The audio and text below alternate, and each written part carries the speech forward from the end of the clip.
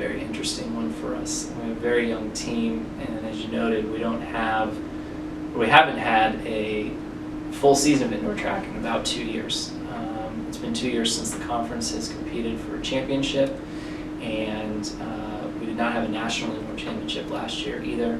So one of the things that I think we're going to be really focused on for this season is just trying to have a good experience overall during the indoor season.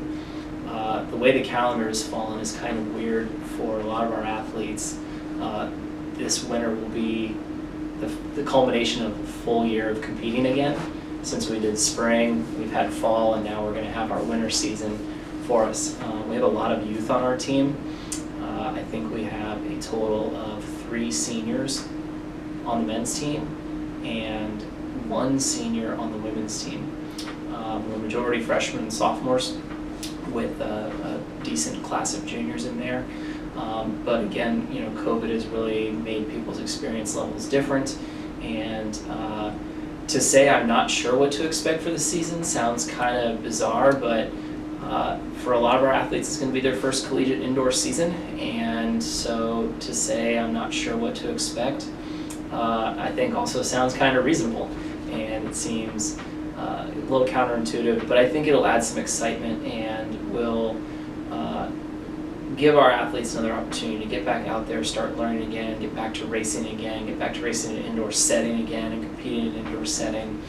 And that'll just be huge for us to have a little bit more of that normalcy interjected into our year and our routine from what we've been doing for the last. So starting on the men's side, obviously one of our top returners is Kenyan Alvarado.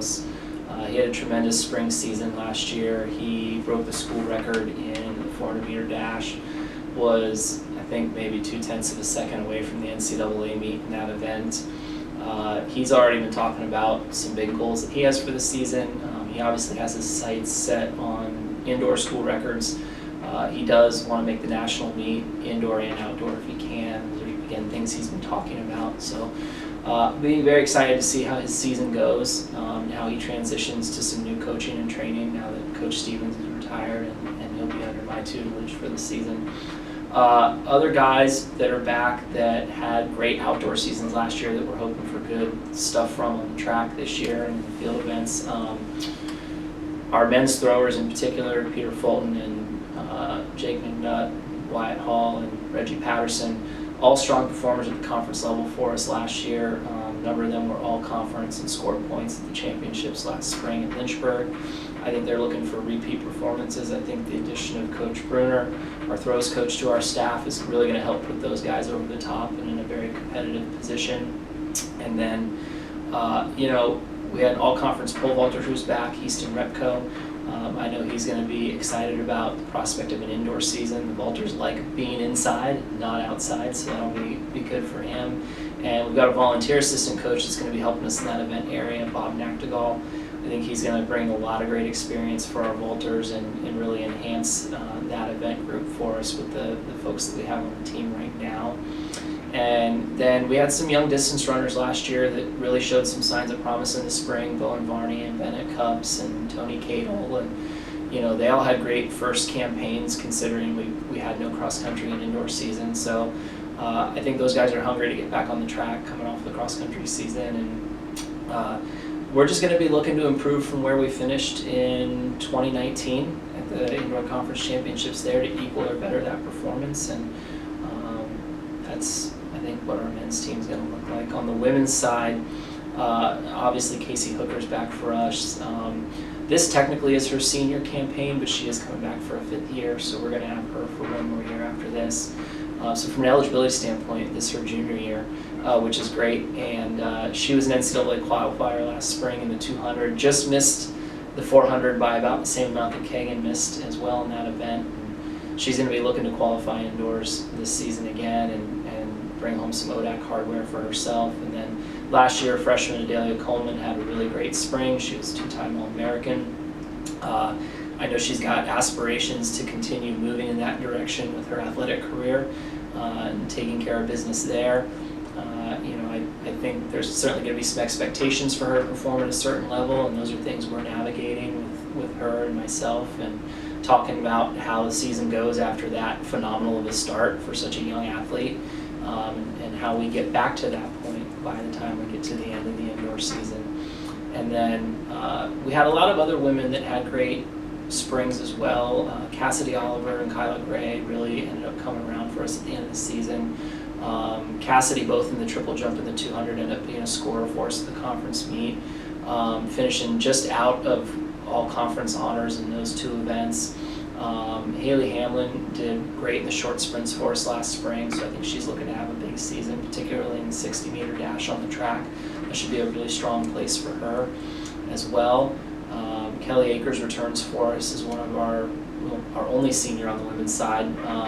She'll be pole vaulting and triple jumping again for us this year, and she's been a regular scorer for us at the conference meet in the pole vault.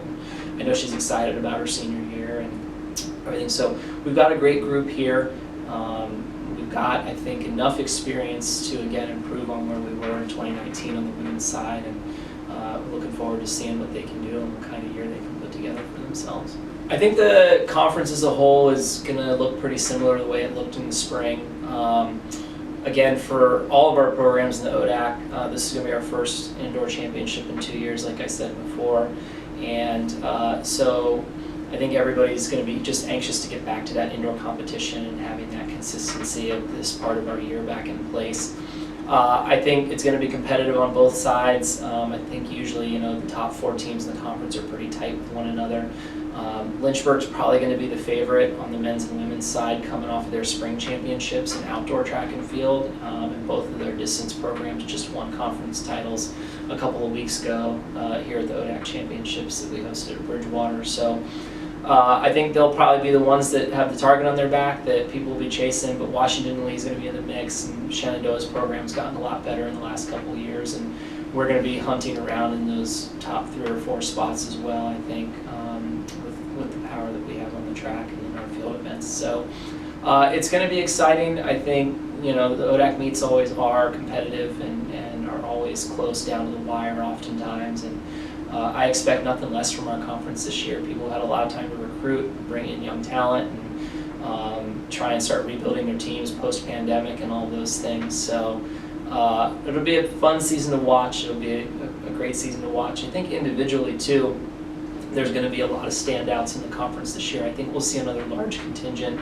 of individual athletes go to the NCAA meet from the ODAC. I think there were 16 in the spring, and I think that was close to the highest number. I think the highest number is 18 or 20 at one time for men and women from the ODAC. So I think the conference is definitely experiencing some growth on the national level as a whole. And we just kind of look across all of our teams and the events and the individuals that are on these teams, which is always good to see that representation there and have the ODAC making a little bit of a name for itself nationally. So